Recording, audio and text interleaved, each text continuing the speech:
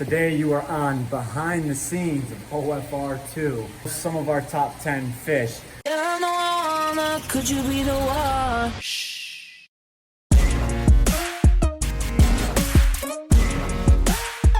Good, good. Good, good. Could you be the one?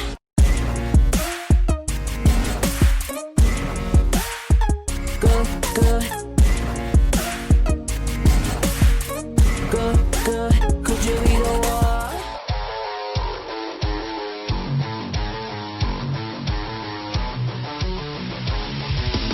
How you guys doing? Josh here with Ohio Fish Rescue. Today you are on behind the scenes of OFR 2. And today you get a little bit of glimpse in behind the plumbing of the Bellagio tank, but also some of our top 10 fish as Willstar. All right, so here we are back at OFR 2 behind the scenes with Rich and Josh. Josh got some projects going on today. You want to tell us all about them? Yeah, so if you guys haven't seen already on the main channel, we were doing a video on plumbing this Bellagio in. Well, Willstar is getting the nitty gritty behind the scenes, me actually crawling under the tank, doing the work. Stuff I don't normally show in my videos. I just show progression. Here's what we do, here's the work done. He likes to get more of the drawn out scenes and the funny stuff. Now you're gonna see my big 6 foot something self crawl underneath this tiny little stand in that back little corner. So for those of you who want to see more, you're getting more. Here, I'm hooking up this T and a few elbows to basically run the water. We have both of them plumbed over to this corner. I basically have to join them into one and run a single pipe through this tank stand, and back into that blue pool over there. And then we're going to use a temporary pump to pump up to these tanks, and we can have them on our system, but it'll help us out not to do water changes, and we won't have to. We can actually move these pumps if we really want to into the back corner while I'm back there. We can hide the hoses and make this look a little bit nicer, because these are such beautiful tanks and it looks like crap right now with just these filter hoses everywhere, and the water's not really staying clear because we feed this tank in a certain amount of pellets each day to keep the peace in this whole community of African cichlids. And then having these hoses through the face of the viewing panel just doesn't look good, and it's not really impressive. So this is something we want to do just to make it a little nicer and our lives a little easier around here. Sounds good. Josh, what the hell you doing back there, bro? Doing the limbo under the stand? What are you trying to do, man? It's called a shimmy, okay? It's the only way I know how to make this work. You just got to get way back there. Oh, to my do key the fell. Can you take that, Will? I got you. You just got to go way back under here. All right. To get to the plumbing. Fell too.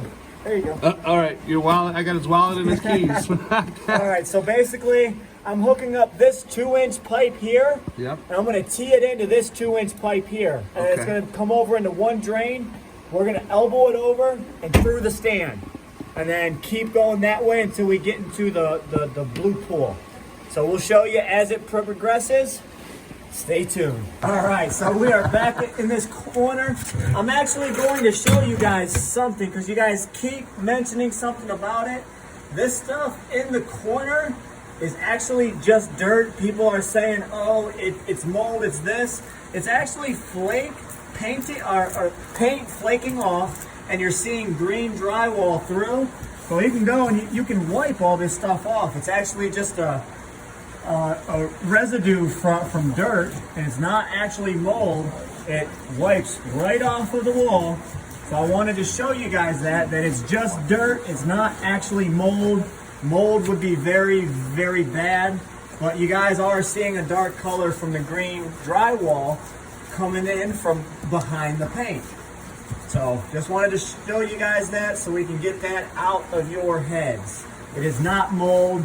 We try really hard to keep mold away. If it was mold, this would be completely soaking wet and you would be able to put your finger through it.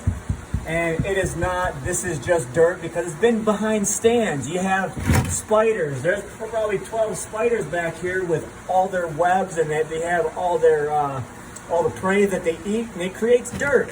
And you know, you don't always clean behind your tank stand, so just let us be.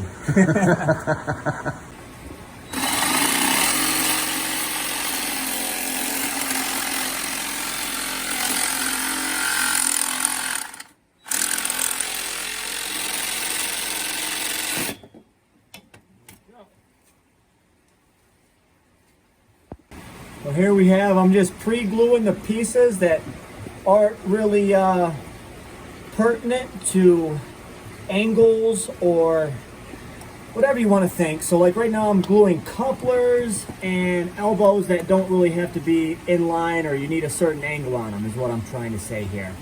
So anything that can be glued without being a certain orientation. So couplers, this T I can go ahead and glue on, but I'm basically doing this so I can pre-fit all of my pipes to make sure everything fits together before you go and measure and you're like, oh, this don't fit because I didn't have it inside this pipe. Plus, when you're gluing a pipe, it actually acts as a lubricant, and you can slide it on farther with glue than you can just doing a dry run by hand. Nice to know. You see those tips out there you guys are getting, everybody. Josh sharing his wealth of knowledge with all of us. Thanks, Josh. We appreciate that. No problem. All right, so I got the glue teed on. I've got this elbow glued on here, both sides. I got my little extension piece glued on, my coupler glued on. Now this next part is the hardest part because you have to basically do two different joints at the same time. I'm gonna have to glue the inside of this coupler, the outside of this pipe.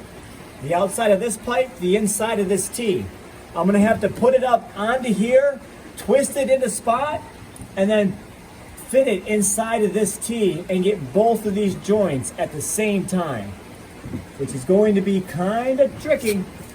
Kind of tricky. We'll show it after he gets it done. You know he's going to. All right, so we're over here at the Bellagio, the second Bellagio, the one I like to call the pirate ship Bellagio, because of the pirate ships in the bottom. Oh no, oh no, oh no. Whoa, what's going on, Josh? What happened under there, Oh my bud? goodness. What? I'm a boss. I got this glued, dried, all in one shot. Flipped it up there, turned to the side, lift this pipe up, smashed it in there, and got this to fit like a glove. Nice. Look at that. These are two hard joints together like a glove. I just wanted to mess with Will over there. I knew he was filming a Bellagio tank up there. You guys see the behind the scenes stuff here, man. This is raw and uncut. Nice. Nicely job. Come running because you're oh no, oh no. Yeah, I thought he got glue or something in his, eyes or something. And Water was coming out, something. all of a sudden, here he is. Yeah, He's my like, dad came in from the other room. yeah, everybody came running, Josh. Got those shenanigans on film. Them shenanigans are like the boy that cried wolf, bro. Uh-oh. We come running because we truly care. Next time, we're going to think he's pulling some shenanigans. What do you got going on back there now, Josh? Right now, I am thinking of how I want to do this piping. Nothing is ideal, and I'm thinking, what if we put a filter box here? I don't know. Screw it, we'll redo the piping.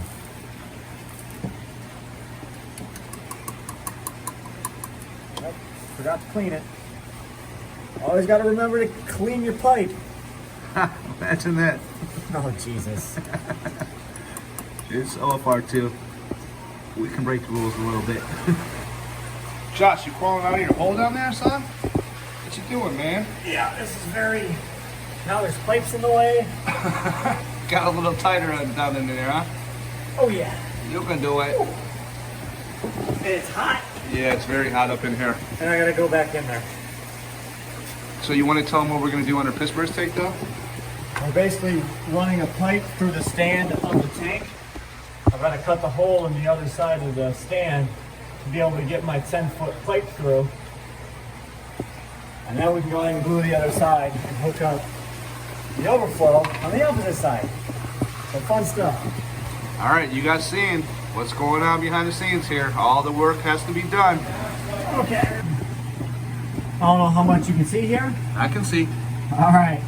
So you see the pipes coming over? Yep. I already cut with the hole saw a hole into the pool liner. Okay. Now we're basically gonna pipe it up and pipe it in and be done. Gonna be done with it, huh? Yes, sir. You see he's all the way crawling up underneath the quarantine tank here to get this done. So, whatever it takes, right, Josh? Yes, sir. Put it down, buddy. There you go. Oh, he went right to you. Oh, there he goes. He's like a little deer prancing around.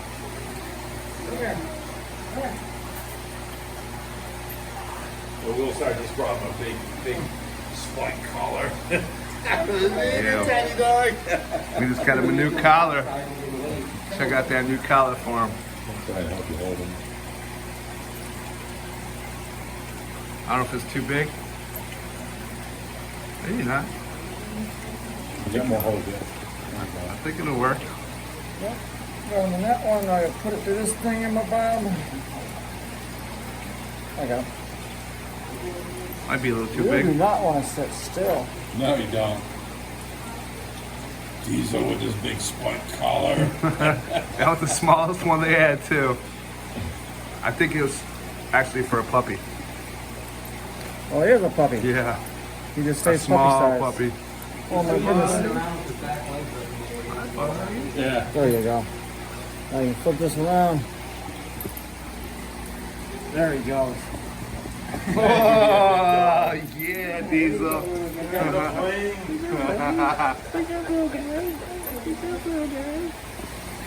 Nice shirt. Nice shirt, Josh. Who sent that to you? Jim Sheasley. Jim Sheasley. And just because of this, we're going to be doing a whole new line.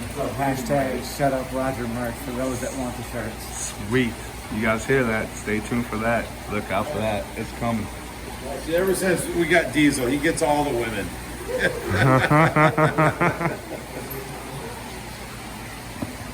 No one wants to talk to me. Diesel's got all their attention. All right, so we got some visitors here at OFR today, coming to take the tour. Why don't you give us your name and where you're from? And I'm Brandon, and this is Paisley. We're from Canal Fulton. Canal Fulton, huh? Yep. So what do you guys think about the OFR? It's absolutely insane, man. You guys like it, huh? Yeah, the videos don't do any justice. Yeah, in person it's a lot better, isn't it? Oh, it's crazy. Yeah, the tanks look a lot bigger in person. So yeah, they brought their family today and they're enjoying OFR and they're taking a tour with Big Rich and Josh. And I'll have some footage on that. So what do you think her favorite fish is so far? Probably the big giant. The 22's over here, huh? Yeah, I got in the 2200. I got some footage of her, so I'll show you guys that footage of Probably her. the albinos, definitely. Yeah, the albinos. She's absolutely a little beautiful little girl, that's for sure. And she enjoys the fish. All right, guys, come on over here and check this out. You see the cichlids? They're everywhere in the whole tank. I put a blue and a black back there to decide what I like better. I think I like the blue better. But watch when I put the food in. You've got one big feeding ball, and they'll come from the whole tank over to the center. The whole tank's empty. Right. So, Will, you should get that on camera, the blue or the back. The black, I mean. I'm going for the blue right now. Yeah, it's more brighter. It's more colorful, it matches all the decorations and the fish better. The black is okay. I don't think the black would look that good with the controller. They kind of make it too colorful. What has his name, your brother? He has his phone number on there. Yeah, my phone number, his name, and his CKC. Oh, awesome. Perfect. You liking the fishies? Guys gonna have to get you an albino Oscar. Now she sees Diesel over there. She wants Diesel now. This is the Frontosa tank, it's 700 gallon, and it's all of our Zaire Frontosas in there. And what was that? That was a big one. Hey, do you see that shirt? What does that shirt say? Let's see it, Josh. Shut up, Roger! I love that shirt. Jim Sheasley just sent that to us. It's funny as can be. These are the peacock hats, and they're pretty yeah. See that cup down in there? I got tired of showing my people. Here's my fingers in the water, and the fish go after them. I put a cup in there, and they bit it out of my hand. I haven't gone in to get it. That's what I'm saying.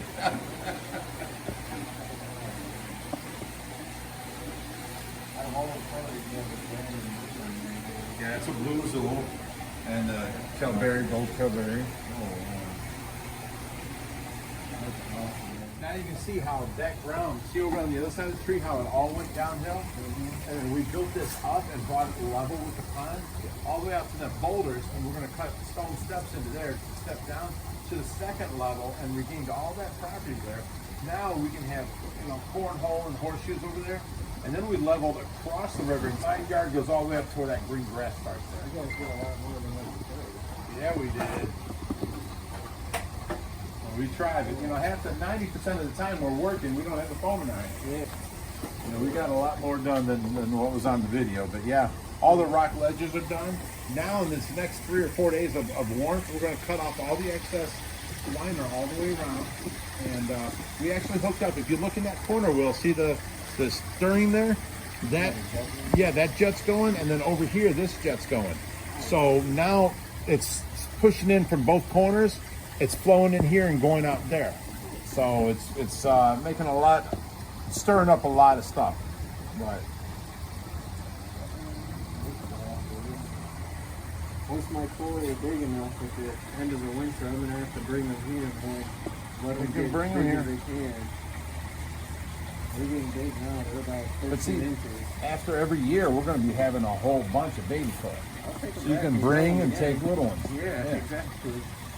I love my koi. Oh, yeah. She seems to like it too. Oh, she loves fish. She sits in Hi. the tank every day and drinks her own bottle. She's adorable looking. It's the fish master. Hi. No, don't want to hold my finger. Hi. Your favorite? He's adorable. Who's the expert on all your favorite fish? All right, so Josh just gave him a bunch of stuff. He called. He had some problems with his fish, and they were fighting. He had to put them in a separate tank, but he didn't have a filter or a heater or an air pump. So we found him an air pump and a heater, some air stone, and then a grabber bar. But we haven't found the little filter yet. We're still looking. We'll get to that in a second, though. Little things we don't have laying around here. Yeah. All right, here we are with Josh, and he's going to give us his top 10 fish at the rescue. And I guess we'll start with number 10. So, okay. So you want a reverse countdown. I was just going to jump in with number 1. Nope. We got to make the people wait for it. Okay.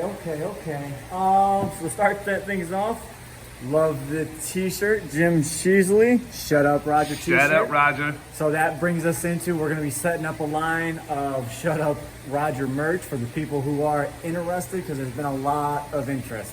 I can just toss them up online. If you want it, get it, cool. If not, move on to the next. Now, Nice. Number 10. Is he in this pool? Let's take a look. Okay, so if you come over to the monster pond, they're gonna come in with nut number 10, being my platinum alligator guards. These things are just majestic looking, and you know, for some, these are a bucket list fish, but for many reasons, he is number 10 on my countdown. I have been brutally attacked by an alligator guard, so you got to be very, very careful with these guys, but this is a beautiful, gorgeous fish. And he is just over 30 inches long. The other one is a little bit closer to 34. They'll be at the 3-foot mark here pretty soon. So there's number 10. Let's get to number 9. Coming in at number 9. All right, again, we are in the monster pond once again. This is a fish that nobody should have in the aquarium hobby. We have 4 here actually. And one is just too much. You look down in here at the Paroon Shark. These things are in the iridescent shark family, but they have the mouth to prove it. And my God, they are a beast of a fish. They can get over 6 foot long, and their mouths will be, 2 foot wide. Anything they can fit in their mouth, they can and they will. So the reason these guys are smaller size in the monster pond is because they can't eat nothing in here. We had a Paroon Shark in our 4400. He was 2 foot and he ate a 18-inch fish. So just put that into perspective. But it is a creature that should be respected in the hobby for what they do in nature. It is a beast of a fish, and I am happy to own it. But man, are we gonna have our hands full. That's number 9. Stand by for 8. It's I on its almost way. fell right there. Did you see that? We needed some more So athletics. coming in at number 8 is one of these bad boys in this 1,000-gallon aquarium behind me. And right here, he's actually out surfing for food. This is called a flyer eel. These guys, I've actually seen them over 40 inches long. You know, very, very round, about as round as a softball. And these guys just have a lot of personality to them. They're usually the first ones up for food. See, I'm putting my fingers by the tank. They're coming over because they're like, "You gonna feed me?" So, definitely one of my favorites. So I'm gonna bring them in at number 8. Coming in at number 7. This is mainly a bucket list fish for a lot of keepers in the hobby. But down here is a Brachioplastoma Tigrino, also known as a tigrinus catfish. These are definitely a very attractive catfish, and they just look at them. They've got that zebra striping on them. They've got that turquoise blue coloration in the head. They've got these real long streamers.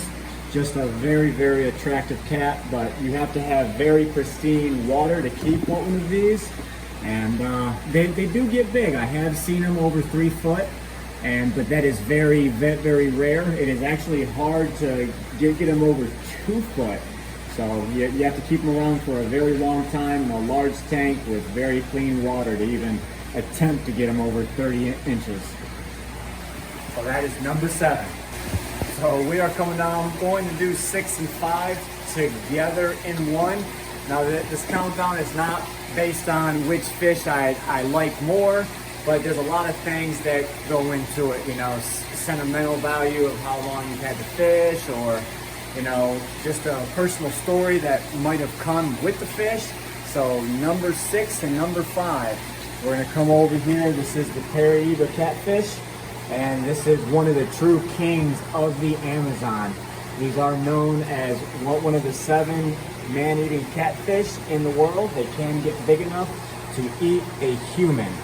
So, you know, we do everything big around here, so we've got to have some of the man-eating catfish here. Now, coming in at number 5, like I said, there's no particular order on these.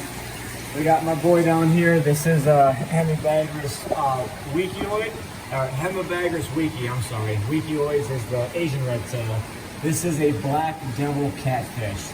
Now this guy has been through the ringer and back. He's avoided death twice now. The first time he got stabbed by a stingray, and he actually punctured his air bladder, and I actually filled it with silicone and saved him, and he lived to die another day.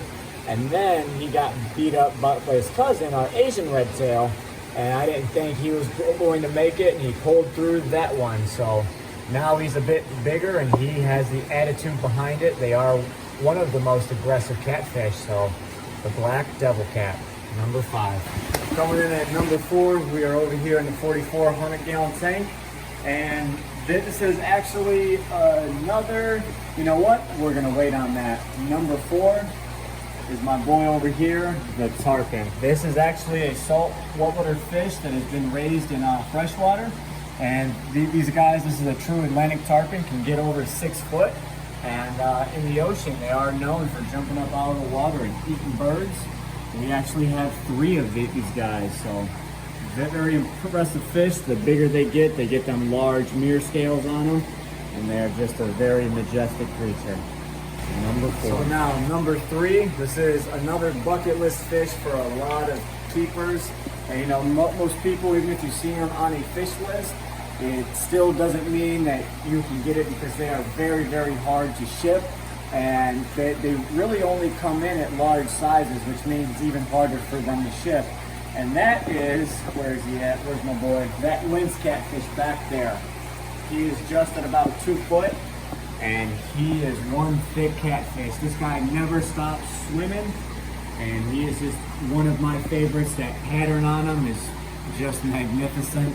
He's got them whiskers that laid back. He's got a big mouth. They are a scavenger, so you have to keep them in a semi-aggressive tank, and you have to give them the room to be able to swim. If you stick them in a small tank, then you know most of the time they succumb to their injuries.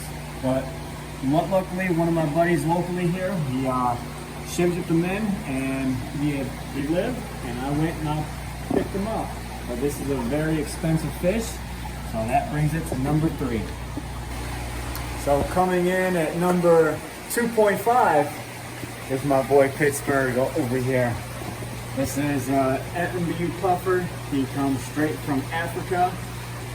As you can see, he is a very lovable fish. He's got a face only his mother can love, but he's got that gorgeous yellow in him with that, you know, whatever you want to call it, pattern on him.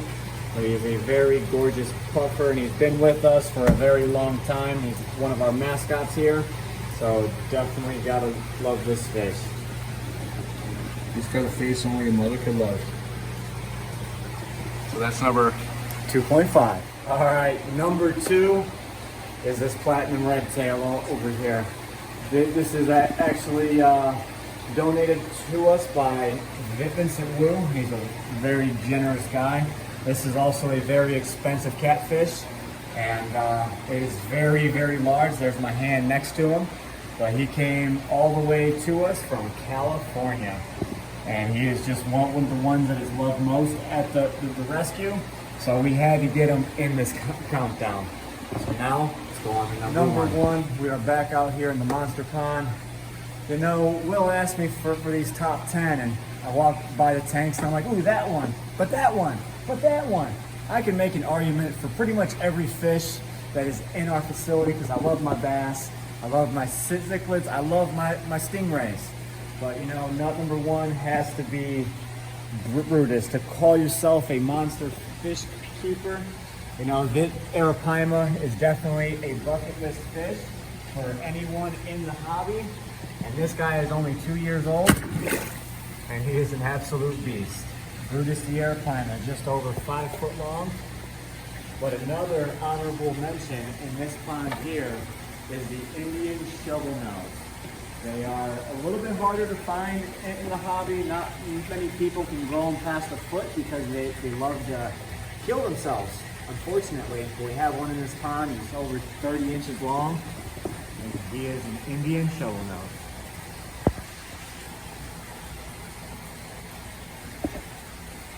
So there you have it, folks. There goes your top, what, 12 or something like that I mentioned on here. 10 plus a few. I could keep going down the list and keep naming, oh, here's my favorite, oh, wait, but that one, and we'd be here all day. I mean, I know you guys probably wouldn't mind a 5-hour long video of me talking about my fish, but we're gonna go ahead and wrap this one up. Say I'll catch you on the next one. Let's go in here and watch Josh do his video. You guys can see the behind the scenes. So for those of you that don't know, we did start a second channel. It is called OFR, Behind the Scenes. We will link that channel in the description, and you guys will see a little bit more of raw and uncut, uncensored footage on that channel. Stuff that we normally don't show here that people have been asking for. So go ahead and go over and check it out. And I hope you guys enjoyed today's video. If you guys want to see more crazy adventures with the Ohio Fish Rescue, be sure to hit that subscribe button. And as always, stay fishy, my friend. Bam and cut.